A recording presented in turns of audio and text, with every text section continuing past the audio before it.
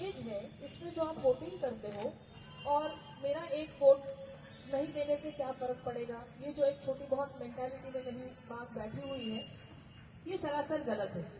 सभी लोगों का अगर वोट आता है तो एक सुशासन यानी एक गवर्नमेंट सिस्टम, एक गवर्नमेंट बनाने के लिए ये सारे वोट हमारे काउंट होते हैं और एक अच्छी सरकार बनती है। हम एक अपने बीच में से एक अच्छा नागरिक होने का कर्तव्य हमें अपना रिप्रेजेंटेटिव आगे भेजते हैं। Of age completion is a technical qualification to be called as a voter, eligible voter. तो ये जो एज है इसमें जो आप वोटिंग करते हो और मेरा एक वोट नहीं देने से क्या फर्क पड़ेगा, ये जो एक छोटी बहुत मेंटालिटी में कहीं बात बैठी हुई है, ये सरासर गलत है।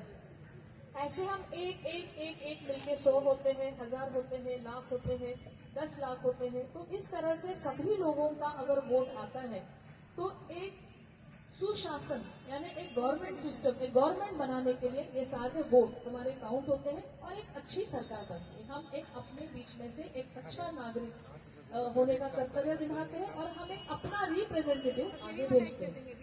आप एकदम पुराने पॉलिटिकल साइंस के डेज में आपने पढ़ा होगा कि एरिस्टोटल ने किताब लिखी थी। उस किताब में उसने बोला है कि पहले एथेंस में ऐसे ही लोग इवनिंग में बैठा करते थे और बैठ के शहर के प्रॉब्लम्स डिस्कस करते थे कि पानी कैसे होना चाहिए, सड़क कैसी होना चाहिए, प्रॉपर्टी की रक्षा कैसे करनी चाहिए, कौन टैक्स देगा, आर्मी का फॉर्मेशन कैसा होगा। जो भी लोगों के डे टू डे एडमिनिस्ट्रेशन से रिलेटेड उनके जो क्वेश्चन आंसर सवाल होते थे वो लोग बैठ के करते थे। बट जैसे जैसे जनसंख्या बढ़ी शहर का, उसको सिटी उसने बोला है बट वो सिटी एक्चुअली नहीं था। आज के तारीख का सिटी और उस वक्त के सिटी के डेफिनेशन में फर्क है। तब उसको पता चला कि जिस तरह से पॉपुलेशन बढ़ी तो सारे लोग तो हर वक्त बैठ के अपने इश्यूज के बारे में डिस्कस नहीं कर सकेंगे।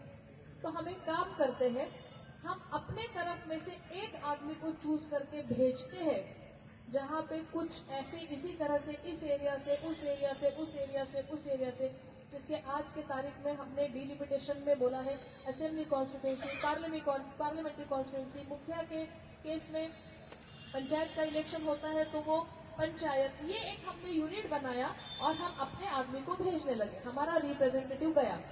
अब जो हमारा रिप्रेजेंटेटिव है वो हमारे ही बीच में है तो उसको हमारे इश्यूज पता है। हमारे इश्यूज क्या है, हमारे शहर में पोल्यूशन ज्यादा है, हमारे शहर में बेरोजगारी है, हमारे शहर में रास्ते चाहिए, हमारे शहर में पानी चाहिए, हमारे शहर में कोई इंडस्ट्री चाहिए, हमारे शहर में कोई इंजीनियरिंग कॉलेज चाहिए, मेडिकल कॉलेज चाहिए। ये जो शहर वासियों के प्रॉब्लम है वो समझे और जहाँ पे डिसीजन लेने वाली बॉडी बैठती है, लेजिस्लेचर जहाँ बनता है और जो मेजोरिटी में आता है वही सरकार बनाता है।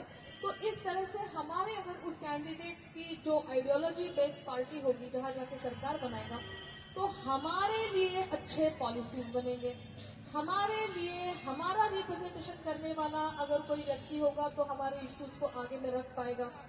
गवर्नेंस में हमारा स्टेक होगा, हमने उनको चूज करके भेजा है तो वो जो निर्णय ले रहा है, बात कर रहा है, वो हमसे कंसल्ट कर रहा है या हमारी नस को जान रहा है, हमारे प्रॉब्लम्स को जान रहा है, वो हमारा रिप्रेजेंटेशन होगा। उसके और हमारे बीच में मतलब गवर्नेंस में हम एक ट्रस्ट बेसिस पे काम करेंगे, हमारी पॉलिसीज प्रो पब्लिक होगी, डेवलपमेंट के इश्यूज का बढ़ावा होगा। इन सारे इश्यूज का निराकरण एक अच्छा वोट देके कैंडिडेट चूज करने में है।